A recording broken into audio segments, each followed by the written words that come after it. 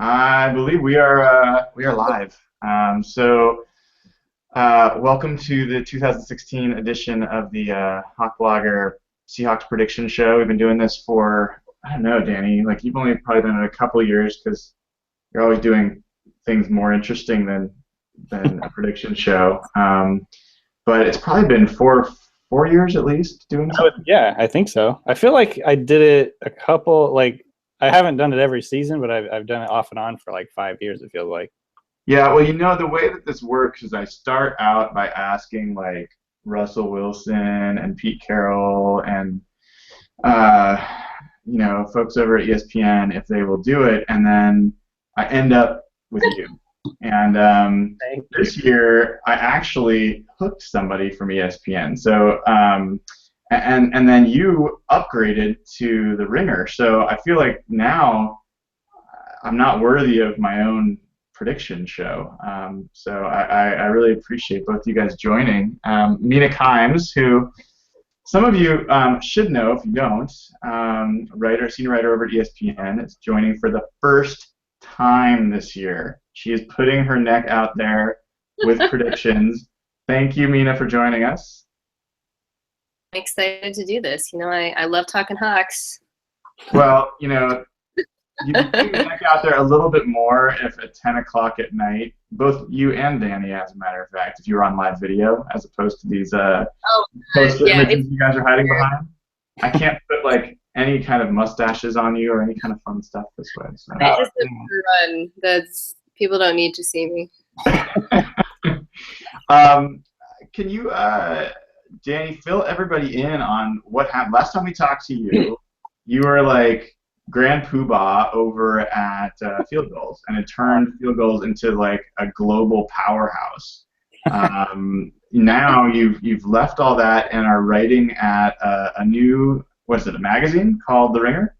It's a new website. It's Bill Simmons' venture. It's kind of in partnership a little bit with HBO, but it's its own kind of entity. So yeah, The Ringer, theringer.com, writing about the NFL, and pretty pumped for my first season, just basically covering all NFL and not just the Seahawks. Although I did cover NFL stuff over at SB Nation. This is my first season doing it, just doing the whole NFL as my primary gig. So pretty stoked for that. And yeah, go to theringer.com. Congratulations, man. And you've written a couple things already. I've seen some good stuff. What was your last article you wrote? Let's see. I wrote an article about safety play that I think people would like. It kind of features Earl Thomas a lot because he's really, really good at safety. And it just talks about kind of how you don't really know what they're doing off the screen a lot of the time because of the broadcast angle is pretty zoomed into just basically the front seven and whatever. So talked about kind of how different it is, what stuff's going on back there when you can't really see it on the screen. And a lot of people like that one. I think if you're a Seahawks fan especially, you'll like it. Cool. Are you working on anything now that we should be anticipating? Tomorrow I will have an article out that asks and answers the question, who the hell is Trevor Siemian? Interesting. I've never heard of him. I can't wait to read that. Yeah. So, well, I probably hadn't heard about him until about a couple weeks ago. So. Yeah. And Mina, I think most people know you from your work at ESPN. What's your connection back here to the Seattle area? Yeah, so I am lifelong Seahawks fan through my dad, who was in the military. So we've lived all over, not in Seattle, but I've been a Seahawks fan forever. So, and I've only been at ESPN for 3 years. Before that, I was friends with a lot of you guys on Seahawks Twitter, but I was actually an investigative journalist. So I've moved on to writing about more meaningful things like fantasy football. But yeah, so it is funny though, because I don't really hide that I am a fan on Twitter, which is but I'm not a beat reporter. I mostly just write profiles and features and that kind of thing, so it doesn't matter as much. How do people treat you on Twitter and when you're, that's kind of I have to be specific with that question because I know the answer that everyone would give. But when you're unabashed in your Seahawks and also an ESPN reporter, how does that go for you? Well, I think the difference between being a fan and there's a difference between being a fan and a homer, if that makes sense. So like I tweet a lot about the Seahawks and like I was joking yesterday, if you followed me in the off season and then suddenly you're like reading my tweets about, like Troymaine Pope and like Williams, you're like, what the hell is happening? But I don't really tweet Homer stuff like, for example, a lot if there was a guy, a Dolphins beat reporter made some waves a few hours ago about saying that the Seahawks weren't elite or something. I'm sure you guys saw that. We can talk about it.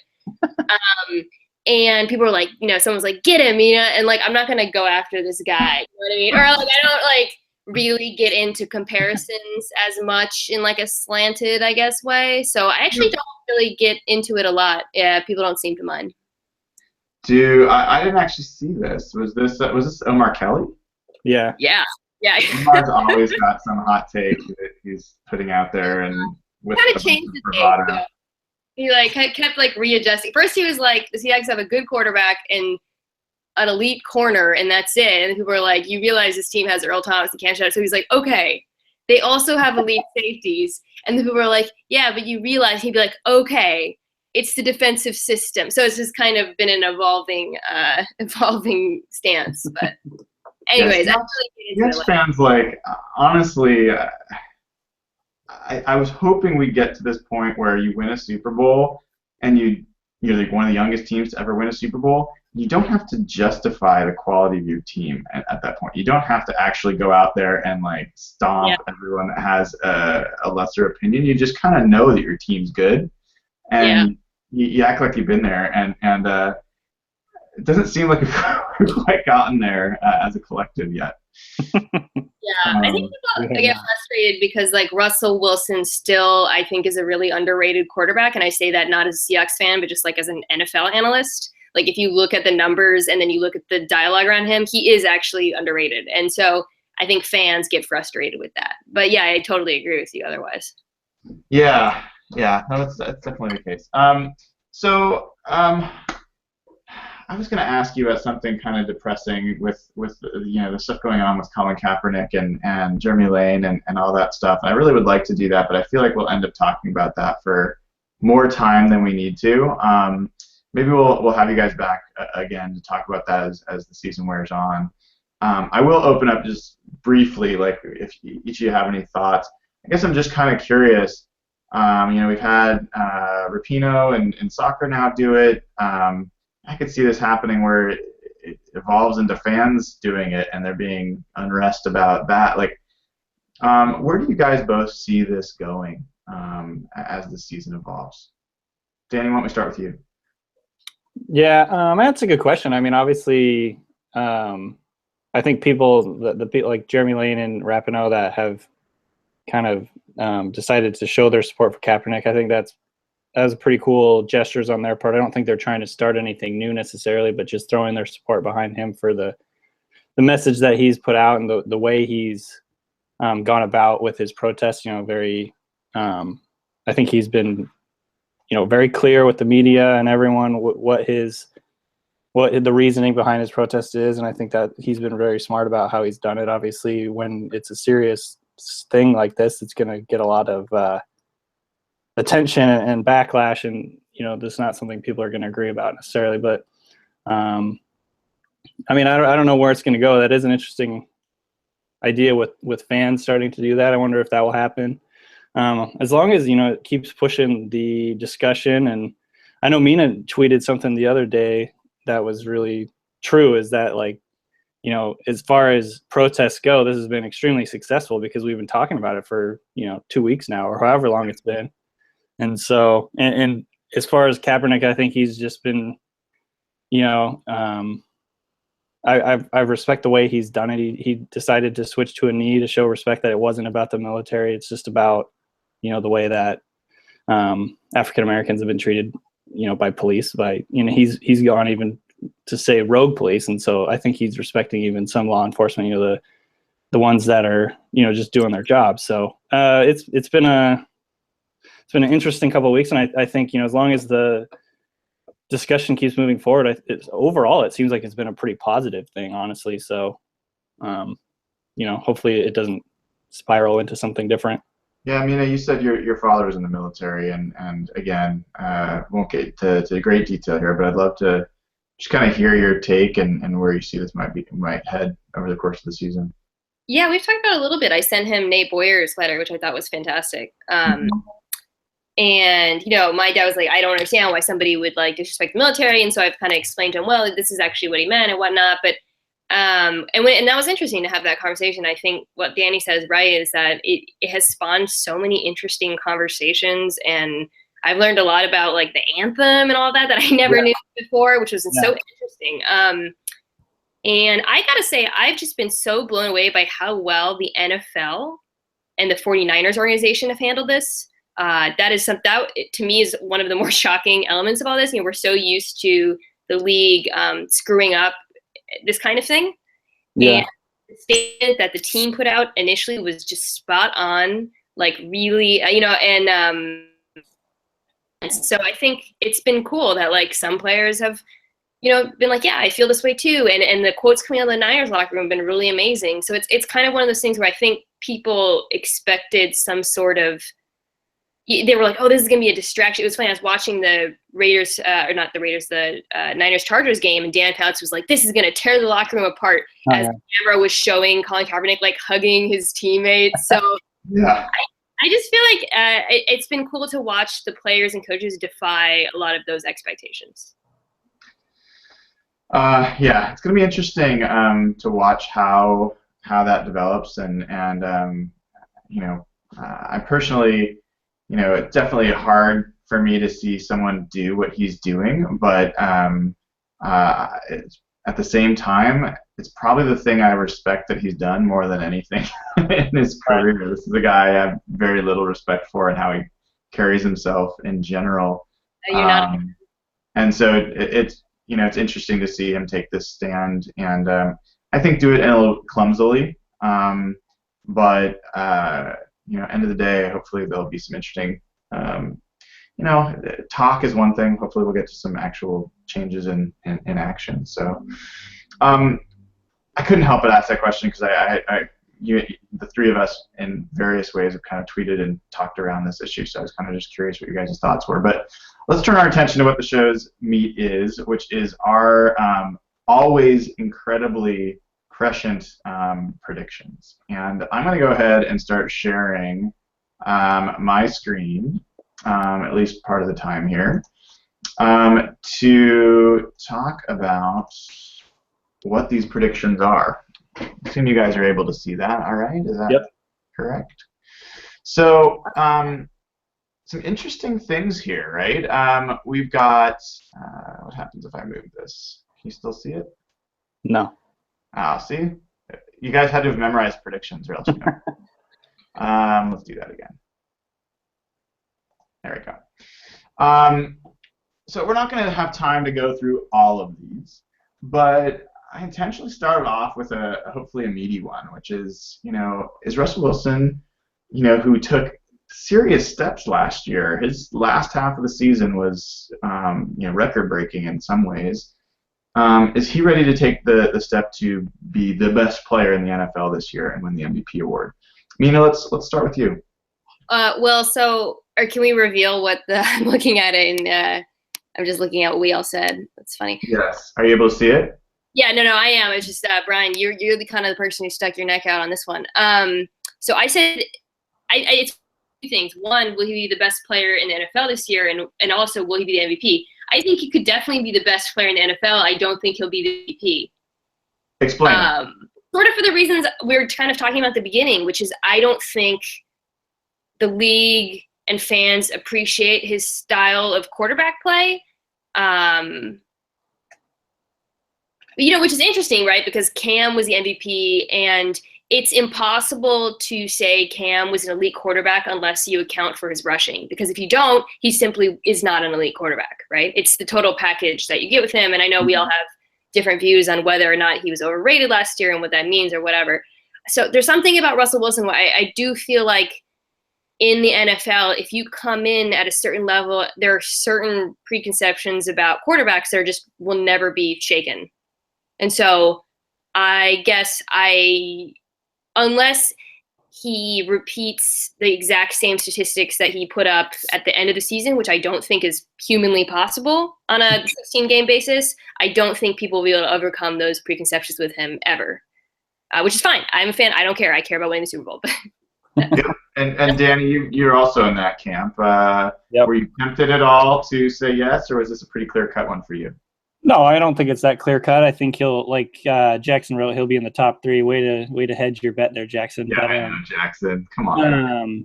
No, I think he'll be up there. I think, and Mina kind of stole my answer. I was going to say, if he can keep up the pace that he did in the last 8 games last year, then it's kind of like a no-brainer. But I just don't think he'll be quite that spot on. And so it's just like Mina said, it's so hard to kill a narrative once a narrative takes like root, and the narrative around Wilson is he's like a game manager. He's, blah, blah. He's not a true pro-style quarterback or whatever it is. And so I don't think he's going to win it. But part of it, too, is I just had in my head, I'm kind of on the Aaron Rodgers is going to rebound hard this year and do really, really well. So I was just picturing Rodgers being the MVP this year, or, someone like Cam or Carson Palmer or something like that, where, they just, I guess, overshadow Wilson, even though I do think Wilson's going to have a great year. Yeah, I don't know if you guys have looked at the odds, the latest odds. I was just looking at this morning. Aaron Rodgers is the favorite. That's interesting. Yeah. So it depends on where you go, where you look. These are different books, but Wilson's up there. I've seen the one I was looking at earlier. I think had him down at like 7th or so, around Carson Palmer level. But there is a pretty wide variation for Russell Wilson, right? So like from pretty high to like pretty low, depending on where you go. So definitely varied. I'll tell you, like I'm off the Aaron Rodgers bandwagon. This idea that he's the best player in the best quarterback in the NFL, or the second best quarterback in the NFL. I think the fact that he has struggled without premier receivers in the past few years, like struggled is obviously relative, but he has not been dominant. He's not been able to lift his team to be a championship level team. He hasn't necessarily been able to lift and be a division winning team. I've lost a little bit of respect for his game through that process, and so I think you're right. I think there are narratives that take hold, and I think the narrative that took hold with Aaron Rodgers is that he's the best, and I'm just not so sure that's the case. Certainly hasn't been the best against the Seahawks secondary in those cases. The reason I end up going here with True is, one, I'm always ahead. So Russell Wilson will probably win the MVP next year, but I think the year that Cam Newton had last year seemed out of character for Cam Newton. I think that's a year that Russell Wilson can have, and have it on a somewhat consistent basis. Not the same amount of rushing touchdowns, but I think he can top 40 touchdowns passing this year. We'll get down to that in a little bit later. I don't have him predicted for that, but it wouldn't be surprising to me if he did. So touchdowns are what ended up making a lot of the difference here, and I think he's going to score a lot. I think the Seahawks offense is going to score a lot this year. So it's kind of how I had things going. Let's move on here. I'm going to cherry pick a few things, but let's talk about the second one, mainly because I basically see Frank Clark's production in the pass rush being one of the key barometers to the team's success this year. First, I'll ask you guys if you agree. Second, Danny and Mina, you guys kind of span the spectrum here. Mina, you got him at 5, and Danny, you got him at 8. I've only got him at 6. Danny, why do you have Frank Clark at 8 sacks? I just think one, they're moving him to the outside, which I think will give him more opportunities to get sacks, kind of taking over where Bruce Irvin was rushing last year.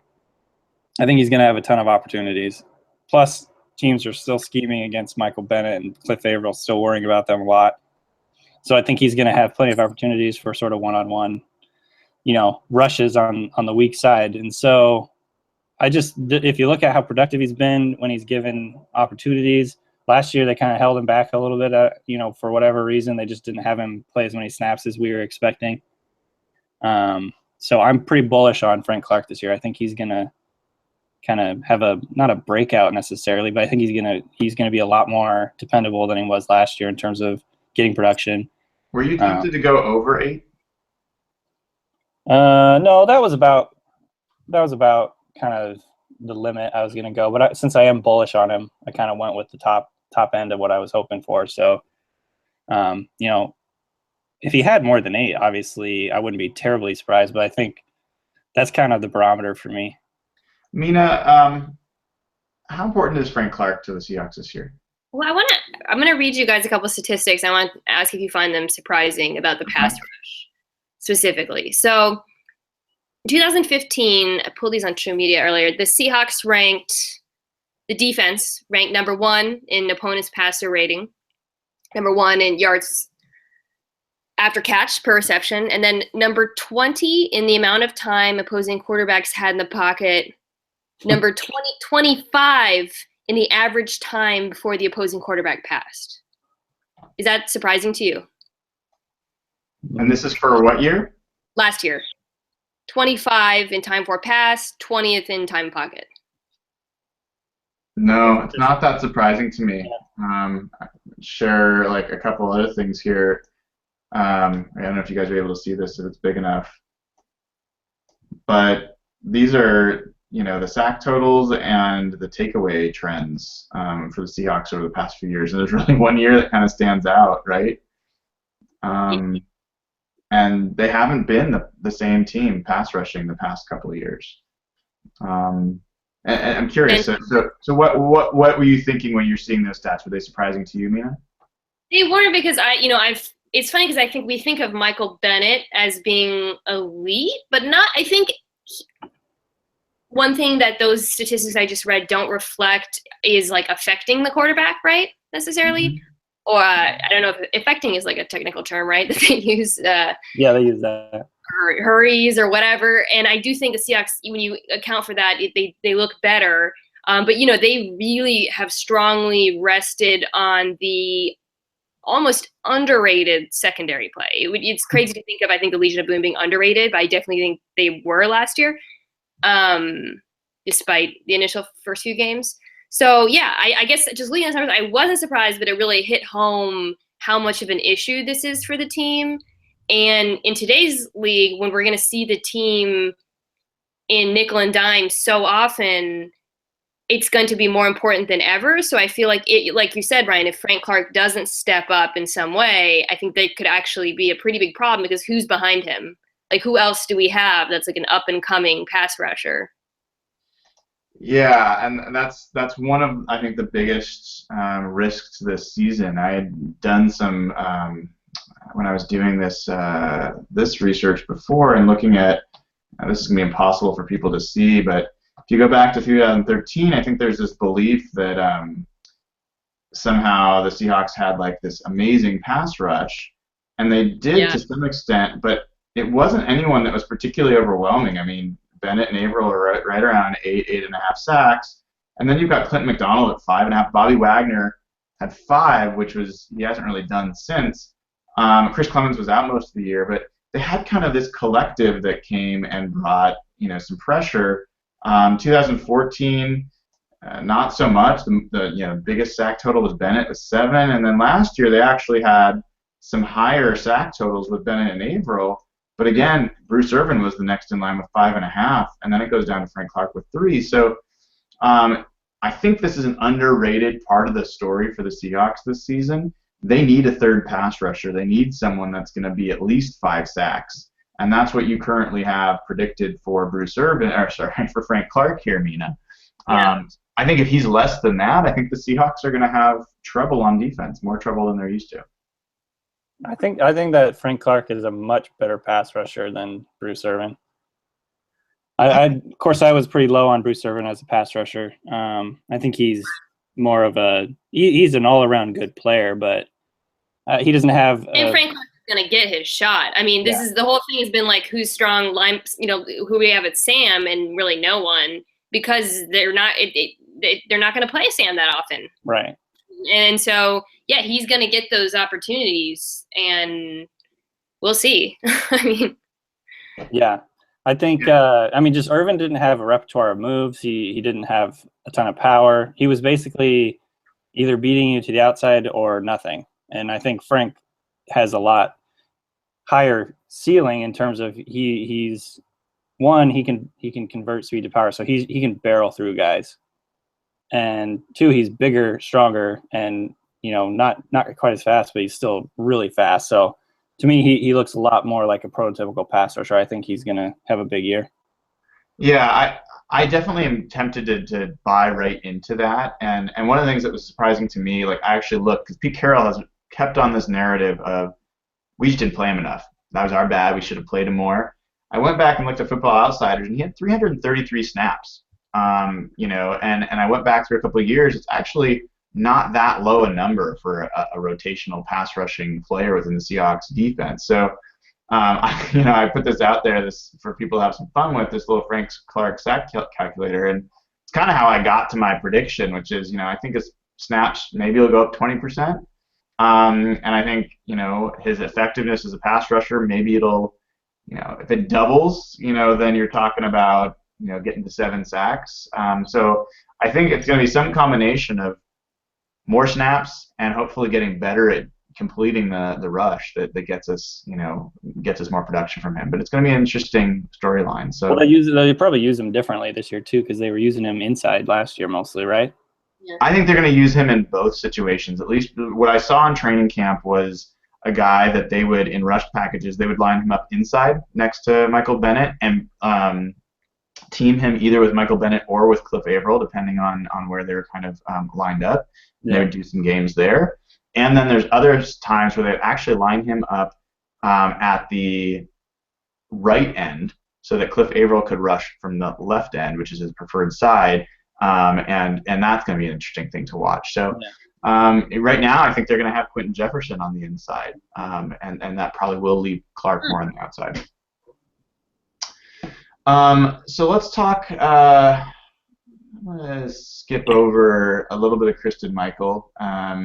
We'll kind of come back to him perhaps later this year.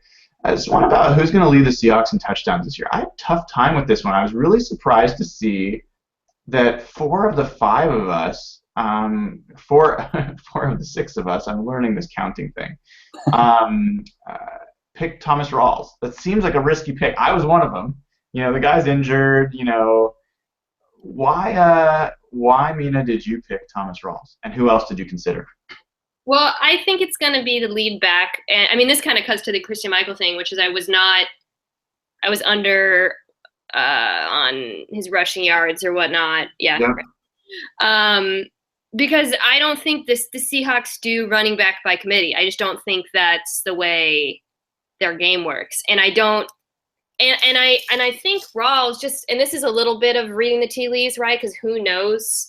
But everything they've said about him, everything about the way they've managed his recovery, the nature of his injury, and even that 1 8-yard or whatever carry we saw against Oakland, if I had to flip a coin and pick whether or not I think he comes back and immediately is the lead back, I would lean towards yes. And I think the lead back in this offense scores the most touchdowns. I also don't think what Baldwin did is at all sustainable. So interesting. That's strong. One more thing, I guess, is I do think Tyler Lockett's going to steal some of those. I think they're going to, Russell Wilson is going to spread that around. So.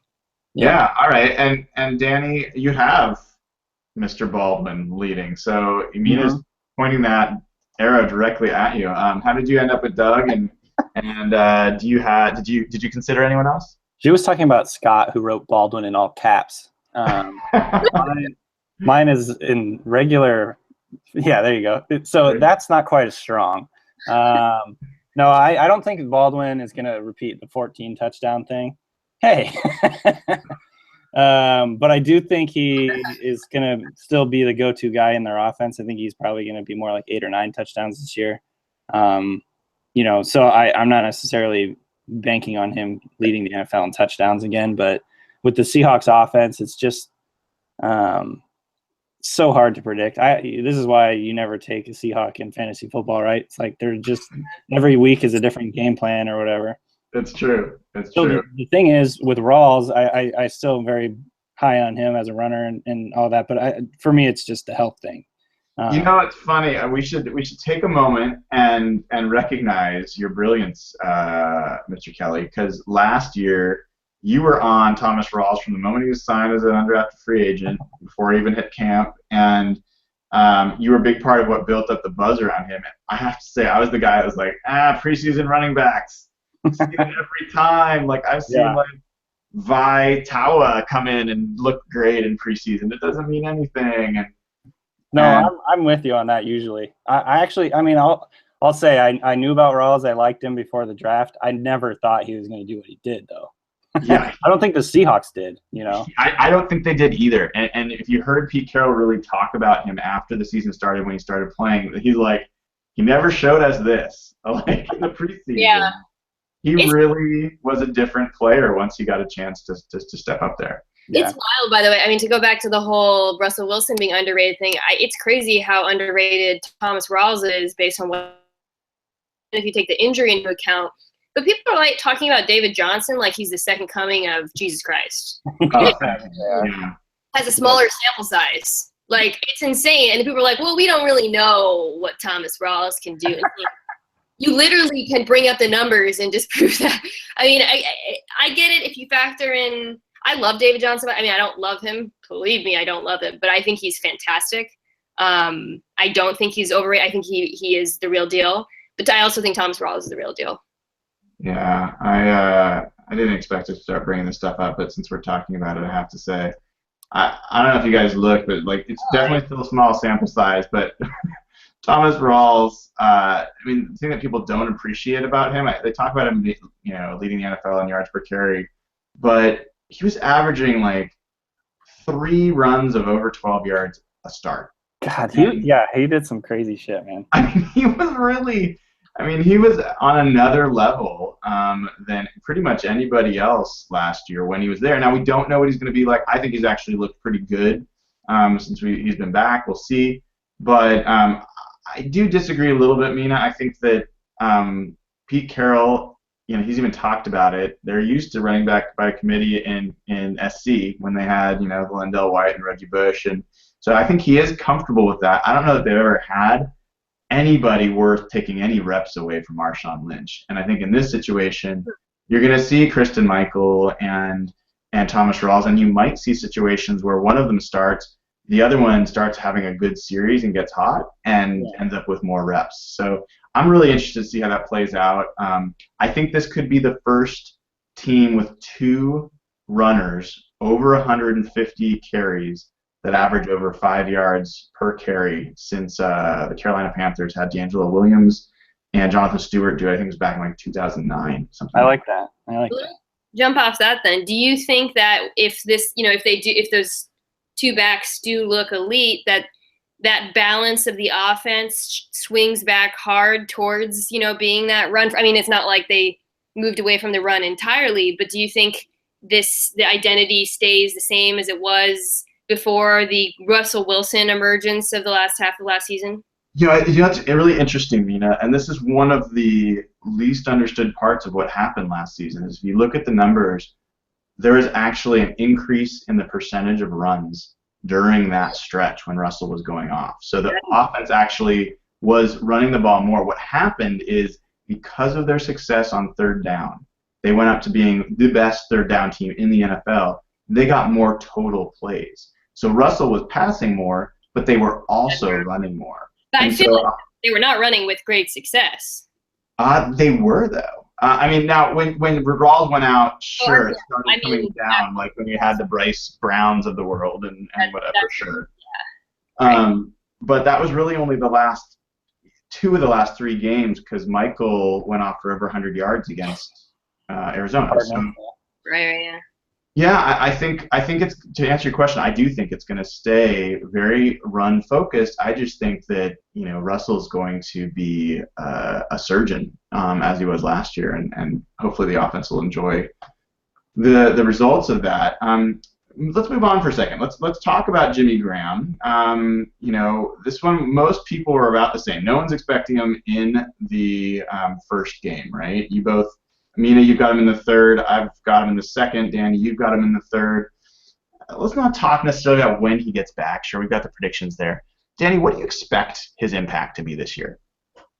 Well, that's tough. Honestly, I don't have high expectations, mostly because of the injury. And then when you add in just the sort of difference in the Seahawks offense versus what it was in the Saints offense, what we ran into last year was a lot of people had expectations he would kind of be the same guy, and clearly in the Seahawks offense, you're just not going to see the same numbers of targets or catches or touchdowns or whatever.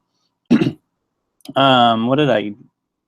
Well, so you had him back in the third game. I'm kind of moving on to his production down here. You had him under.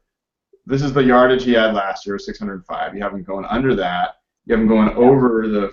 I think he had 2 touchdowns last year, so I put it at the over/under at 4.5. You went over, so you think he's going to have 5 touchdowns. So my thing with Graham, I think I did the math. I probably did it wrong, but I think if it was 13 games and 600 yards, that'd be like 50 yards a game or something like that. But so I was thinking, I'm thinking more like 40-something yards a game. So just under that. That's kind of where I'm picturing it. Yeah. And I see him as a red zone target. So, he might get 2 catches in a game and have a touchdown. And to me, that's perfectly fine. So I see him as a lower volume red zone target and seam guy, like on third downs. They can line him up at outside one-on-one kind of thing to get first downs on third down. So, but I don't see him as a high volume guy, especially coming off that injury. I don't, if you have any expectations for him, honestly, it's kind of dicey. Fair. Just because of the injury. The history of the injury is so terrible. But he's an elite athlete. He's obviously, everything we know about him, he's like an insanely hard worker, and he could be the guy that kind of bucks the trend. So that's kind of where I see him. I see him like 6 or 7 touchdowns and, right under that, like 500 something yards or so. Yeah, that's a pretty important part of the offense if he's around that. And Mina, I need you to. I'm going to crawl in the therapy chair for a second and the couch, and I need you to tell me if I'm crazy. So I know with my head the most likely thing is he will come back, he will not be the same player, or he'll get re-injured, and that's probably the most likely scenario. But I can't shake this feeling that he could go off. I can't shake this feeling that when no one's paying attention and no one's expecting anything, he's just going to come in and be this wild card for that offense. Am I crazy? No, there's a few reasons why I think that's not crazy. One, if he hadn't gotten injured, I would have definitely we should have expected some regression, especially on the touchdown area. There's no reason why he shouldn't have topped what he did last year. 2, and again, like with the injuries, I just feel like everyone keeps bringing up Victor Cruz, and like Jimmy Graham's not Victor Cruz. He doesn't move like Victor Cruz. He's not built like Victor Cruz. And no 2 injuries are alike. So it almost feels like with the injury, there's a small sample size, if that makes sense. Mm-hmm. There is. The language coming out has been really good. I really thought when it happened, and then hearing Victor Cruz, those words are like, you don't want to hear Victor Cruz, anyone compared to Victor Cruz. When that came out, I was like, oh, he's done. We might see him at the end of next year. So just like when he returned to training camp, I was like, what? Like, he's already surpassed my expectations, and I don't think Seattle's a team that rushes players. So I don't know. I don't think that's crazy. Just because of who he is, how he's built, and what he does. But it's really hard to say at this point. I don't know. I flipped my over/under a few times. Yep. I just feel like it could go either way. We're got 8 games. You're the low watermark for how much he's going to play. And I don't think that's unrealistic. And you've actually got him going over on the yardage and under on the touchdowns, which is interesting. Yeah, I don't know. It depends on when he gets back in, obviously. Yep. Well, I would be remiss if I did not talk about the offensive line. Let's talk about the offensive line for a second. As I think you guys both know by now, because I've said it too many times on Twitter and articles, but Tom Cable's never had an offensive line dating back to Atlanta, as line coach in Oakland and all that stuff. He's never had an offensive line ranked higher than I think 26th in sack rate in the NFL. And so he's almost always had a top 5 running team, but this has always been an Achilles heel for him. So I asked a couple of questions here. The team gave up 46 sacks last year, so I asked you guys where you thought they'd be. Kind of a closest to the pin question here, and as well, will this be the year that the line is better in sack rate than Tom Cable's ever had? Everybody says yes. How can this be? How can we all be this confident? And everyone has a pretty decent, Jackson's a little bit less bullish, but everyone's got a pretty significant dip in the amount of sacks given up. I'm the most bullish. Brian, I want to know which of the Seahawks offensive linemen you think makes the Pro Bowl. Yeah. I think that's a good question too. I think that there is a chance Justin Britt could make the Pro Bowl. Wow, that would be sweet. That would be amazing. I think that there's a chance that either of the guards could make the Pro Bowl. And here's my storyline in my head where that happens. I think this could be one of the top 3 offenses in the NFL this year. I think that the running game could be the thing that explodes more than we've even seen before. And I think that they will need to give somebody credit along that offensive line for doing it. I think we've seen that with like the Robbie Tobecks of the world, who was not a Pro Bowl center back in the day. No offense, Robbie. Yeah. But he was part of that line that cleared the way for so much. So they just threw some glory his way. Even Seahawks fans don't understand that the offensive line is good at run blocking. So much You're right. So maybe I wasn't crazy about Jimmy, but I was crazy about this. We'll find out. But to go back to your first question about like why we all think they're going to be better than last year, basically. Yeah. Some of that I think is what we've seen in preseason, which is that the interior of the line has looked excellent, which I don't think anyone predicted, or at least I did not. And then the other thing is the nature of the offense. They've gotten so much better at game planning for Russell Wilson to get off quick throw. Yep. That's going to make the offensive line look a lot better. Isn't sack rate? I don't have a stat in front of me, but I think sack rate is a lot more related to the quarterback than the actual offensive line. And it has everything to do with Russell Wilson getting rid of the ball faster and more consistently. And that's why I don't necessarily think the offensive line is going to be better than it was last year, which is obviously a pretty low bar. But I do think Russell Wilson, especially if you look at like the last 8 weeks, like he was getting the ball off really fast, spreading his weapons out and doing the empty set more often. That will help him make reads and make decisions more quickly. And so I think just overall, Wilson's going to get rid of the ball faster, and that's why the sack rate's going to go down. Interesting. All right. Well, let's push on here, because I know you guys. I can't keep you forever, although I would talk to you for hours if I was allowed to. So, I'm going to say here quickly. I like this one. We don't have to talk about it, but Cassius Marsh, man, this guy, is he ever going to get a sack in the NFL? Is kind of an interesting one. I've been bullish on him. I'm the one in my household. My son here is the 2 people that don't think he's going to get a sack. Garbage time, baby. Come on. Oh man, I hope so. Let's talk a little bit about getting into where the teams are going to finish. We've actually revealed here now everyone's predictions all the way down to where they're going to go. Let's talk about the offense. Let's talk about the defense, and we've talked a lot about the offense. Let's talk about the defense for a second. So let's do a little bit about takeaways and about whether they will be the first defense to lead the NFL in points allowed for 5 straight years. Both of you were negative Nellies on the defense side. That's okay. Although you do have them getting more takeaways. Danny, what are you expecting from the defense this year? I mean, honestly, I think they could be better than they've been. They have more depth, especially on the defensive line, I feel like. Their secondary is looking good so far. Obviously some of the depth guys there that we kind of looked at in the offseason didn't end up panning out. Ty Smith, for instance. But DeAndre Elliott looks a lot better than I was watching the Raiders game and thinking, man, this guy looks like he really fits. And so it was pretty cool to see him make the team. And I just think another year with Earl Thomas, Richard Sherman, Cam Chancellor, Michael Bennett, Cliff Averill, all working, and Bobby Wagner, KJ Wright, all working together. Like they have the opportunity to be the best that they've ever been.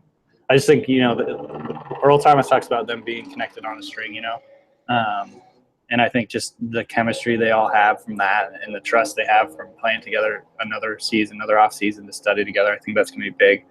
The only reason I said they wouldn't have it for 5 straight years is just because of history, basically. It's just such a hard stat to lead the NFL in. I think last year they were a really good team. They still squeaked in by the skin of their teeth, like in the last week. Oh, it was the last game. Yeah. Yeah, like they got – so it's just so hard to do.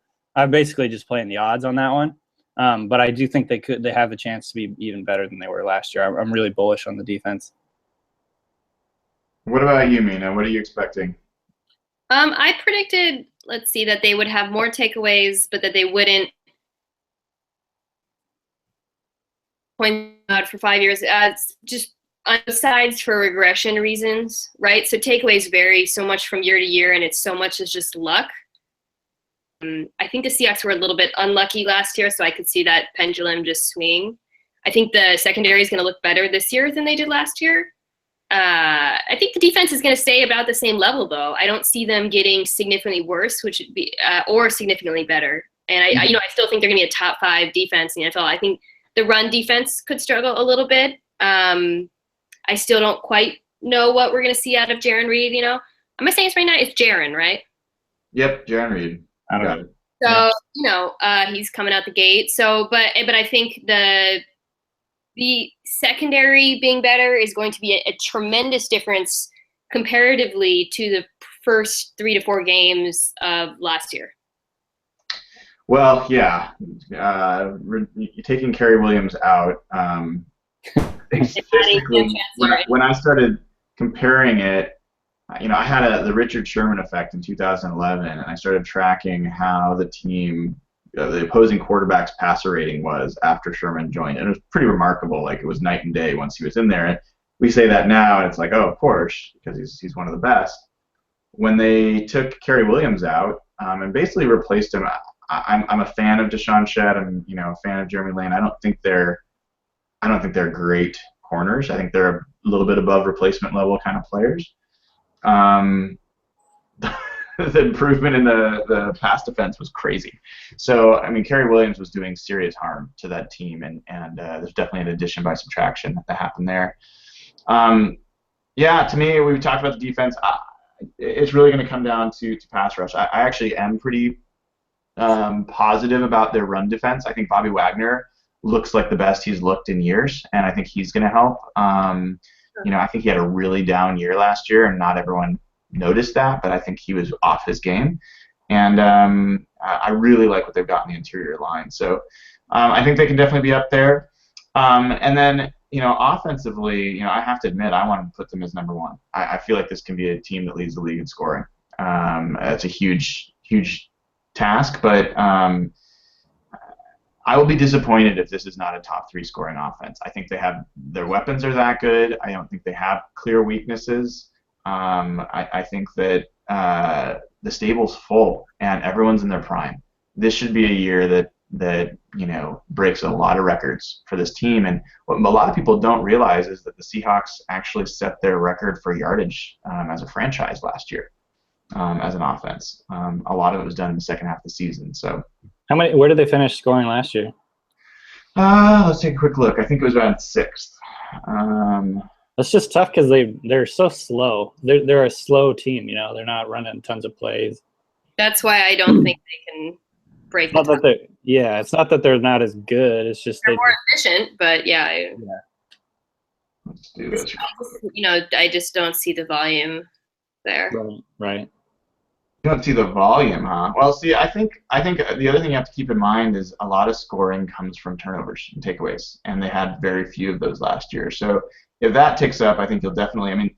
At the end of 2000, they were 4th last year. That's pretty impressive. Really? Yeah. Wow. Behind Panthers, Cardinals, and Patriots. they must have been ranked like 10th going into that last stretch. Yeah. Oh yeah. They tied with the Steelers.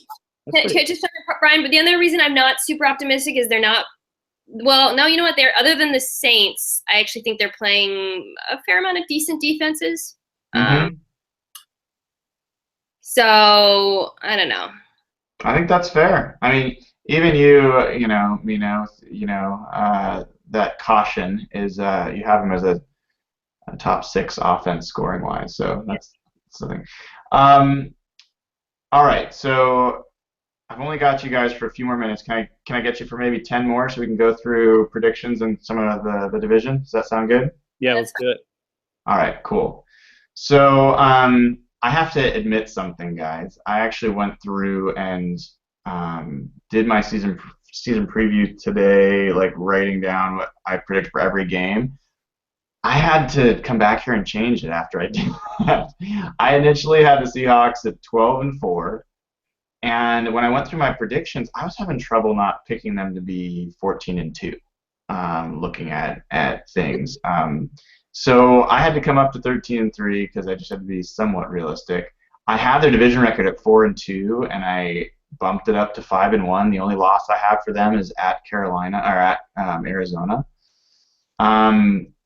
I'm seeing a Rams team that looks more vulnerable than it's been in past years. And so I'm wondering if we're going to look back at the end of the year and see like Arizona and Seattle and some pretty low competition outside of that. Danny, you're right there with me. Yeah. What's your thought? I agree. I think I look at the division. Pete Carroll really stresses division games. Obviously, the Rams have given the Seahawks trouble in the past couple of years, but I just don't think. I mean, if you look at their offense, I pointed this out on Twitter the other day. They had 11 passing touchdowns last year as a team. Yep. Which is just crazy. Obviously, they got a lot of their scoring on the ground with Gurley and Tavon Austin and everything, but I just don't think they have enough offense to get it done. I think the Seahawks are improved on offense again. They're always going to give the Seahawks trouble, but I think this is the year the Seahawks finally figure it out. Don't get beat on trick plays and actually beat them both games. I think they'll split with Arizona. I'm actually thinking Arizona will beat Seattle in Seattle, and Seattle will beat Arizona down there because Seattle just seems to play really well down in Arizona. And likewise with the Cardinals tend to play really well in Seattle. So overall, I think it's going to be neck and neck with the Cardinals and Seahawks throughout the year. But I'm just giving the edge to the Seahawks. I just think they're a little bit better this year. I think they don't have some of the Super Bowl hangover crap to deal with that they had last year. I think they're going to be hitting the ground running a little bit better this year. Yeah, Mina, you've got them a little bit lower, but not a lot lower. One less. You have them where I was before I went back and changed things. You've got Arizona as the number 1 seed in the NFC. You and I both have a different team other than Seattle winning the number 1 seed, which could prove problematic. Talk about that for a second, if you would. I do have Seattle winning the Super Bowl, and that's not. There's a reason for that. So my Arizona prediction is contingent on Carson Palmer 2016 looking like Carson Palmer 2015. I actually watched a little bit of him in the preseason. He looked bad. Did you see I wrote an article about QB meltdowns at theringer.com? No, I can't wait to check it out. You write like an article every day. It's really hard. No, but it basically talks about how is Carson Palmer going to be affected by his total meltdown in the NFC Championship game, and he's looked pretty shitty so far. Well, he looked shitty up the stretch too. It wasn't just that game. So some of that was the thumb or whatever, but some of that is like Carson Palmer put together a year in 2015 that was actually very underappreciated, I thought. I actually personally, in December, he was my MVP pick, not Cam Newton, which people did not like. And when I look at this Arizona roster, and then if it's Carson Palmer, 2015 Carson Palmer, it's very good. It's very, very balanced. And the reason I think that they have a chance of finishing 13-3 is that they have an easier schedule, which is messed up. But they have Jimmy Garoppolo. They have the Vikings, who I think are worse than the Packers. So that just shook their way. I also think Seattle is a team that gets better as the season goes along. Yeah. And has a tendency to start slow. So I could just see some early, screw ups. Fortunately, this year Seattle has an easy early schedule, which is like such a blessing for this team. But and it hasn't been that way in the past. So I could see them starting slower or whatever, and then I think by the end of the season they will be the better team. Yeah, it's the same with Arizona. Are you guys hearing that echo? Or is it just me? Yeah, I hear it a little. Oh, that sucks. I think it's gone now. I can hear you okay. Okay, well that's good. What I say is generally only worth hearing once, definitely not twice. So I think that team's super talented. I think I totally agree with you, Mina, on the performance of Carson Palmer last year. I also think that receiving core is, Incredible, unreal. Yeah. I think people still don't realize how good John Brown is, and they've got guys. People talk about Jaron Brown, breaking out this year. I think they've got guys behind them even. That's so JJ something. Yeah, JJ Nelson. Yeah, I mean that guy's a jitterbug, and they've just got a ton. I even like Jermaine Gresham at blocking tight end. I just think they have a lot of nice pieces to that team. But I also I'm not scared at all of that group. You're not scared of that? No. Because of Carson. I don't know. I don't know what one thing it is. I honestly think part of it is just franchise legacy, which I realize is complete poppycock, as my grandfather would say. But yeah, I think that Arizona is a losing franchise, one of the losingest in the history of the NFL. And I don't think they totally believe that they are over the hump. And I think that showed a lot. When Seattle went in there last year at the end of the year, they can say that they weren't playing for anything, but they absolutely care about beating the Seahawks, and the Seahawks completely destroyed them down in Arizona. It wasn't even close. Could have been worse. So I don't know. I think when Seattle's right, I don't think there's competition. In the entire NFL, I don't think there's that much competition when Seattle's truly right. And they don't play Arizona until week 6 or something like that. And it's gonna be in Arizona, week 7, and Sunday night game. So it'll be lit for sure in there. But that's the one game I've got them losing. You're right though, Mina. They will have the Bills. They'll play the Bills without Martellus is what is it? Marcel Darius. Marcel Darius. Yeah, they're gonna play the Patriots without Tom Brady. I mean, they're definitely catching some breaks on their schedule for sure. So we'll kind of see. We all have the Seahawks winning the Super Bowl. I don't really think when they're in this window, it's kind of hard to pick against them. If you're going to be on Seahawks Twitter the rest of the year. Let's close with this, guys. If you wouldn't mind, a prediction. It's something that you're expecting to see in this NFL season, whether it's about the Seahawks, whether it's about another team that we haven't talked about, that I didn't ask you about, that you're kind of thinking of, and I'll give you a second to think about it. For me, what I kind of look at for this NFL year is I think we're going to see a little bit of changing the guard. I think a lot of people are used to the Bradys and the Breezes and the Mannings, and I think that Cam Newton started that change last year, winning MVP. I think you're going to see Russell Wilson and Cam Newton. I think you're going to see. Tom Brady's not going to play for 4 games, and we'll see what happens after that. I think you're going to see the start of Jameis Winston and Marcus Mariota. If I was to pick one thing to say that I was tempted to pick that I couldn't find a place for, I think the Tennessee Titans are going to be a lot better team than most people expect them to be this year. Me too.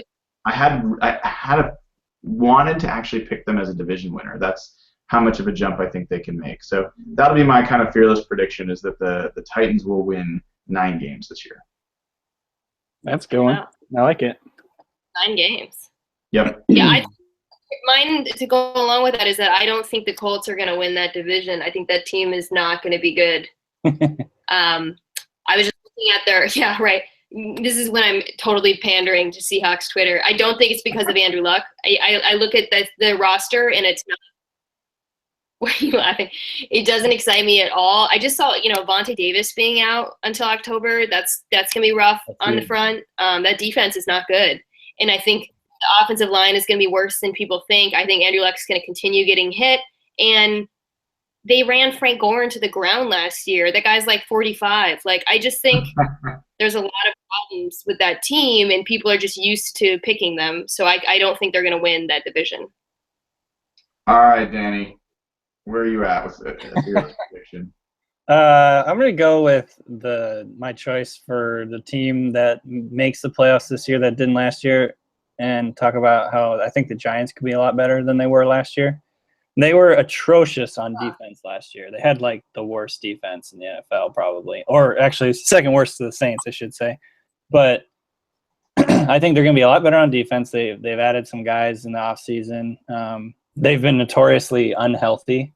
I don't know if that's going to change with the new regime, but I think that will change with the new regime. I think hopefully they'll change some things with the way they deal with injuries or whatever. But yeah, like the Football Outsiders tracks like games lost every year. I think they've been the worst team in that like 2 years in a row. So I think that the Giants are going to be like the team that come out of the NFC East, and it's almost a little bit by default just because I don't have a lot of faith in. Obviously, Dallas without Romo they're going to struggle. I don't have a ton of faith in Kirk Cousins, so I don't know how good Washington's going to be. And I, if Carson Wentz is the starter for the Eagles, that could get ugly. So I think it'll be interesting. I think the Giants are going to be a really interesting team to watch this year, and I think they're going to win that division. And when you have Beckham and Shepard, I think Shepard's going to be a good player. And then if Victor Cruz can come back, that's going to be a freaking scary passing attack. Because Eli's he's not afraid to throw the ball. So no, he's not. He has you got to give him credit. He has a short memory. Yeah. Well, I don't think he has much up there to begin with. So maybe that's why he's good. I don't know. Yeah. Well, thank you guys. I actually, before I let you go, I just want to see one thing that we're doing that's cool this year at HawkBlogger. We've got a partnership with Prime Sport. They're a travel partner with the Seahawks. And so anybody that wants to come with me and my friend who's actually already planning to go to New Orleans to watch the Seahawks play the Saints, 10% off Prime Sport package to come along, airfare, hotel, or you can just buy tickets and the pregame party. All you can eat, all you can drink, all that good stuff. So it's going to be on Halloween, the day before Halloween in New Orleans. So it's hard not to go there. You guys should both consider coming. That's the most fun away game for sure. Yeah, and if they do make the Super Bowl this year in Houston, I expect you both to be covering it somehow, so we can toast another Seahawks Super Bowl. I'm trying. I want that to happen so that I can do a Michael Martellus Bennett reunion. I don't know what a Super Bowl would be like without Marshawn Lynch on press day. That's gonna be kind of a tough experience almost. All right. Well, thank you both, and I will share this soon. I appreciate you taking the time. Hey, thanks. Thanks for having me. All right. Yes. All right, everybody. Take care. This is Brian, HawkBlogger.com. Check us out. We're going to share this podcast and this broadcast later today. Bye.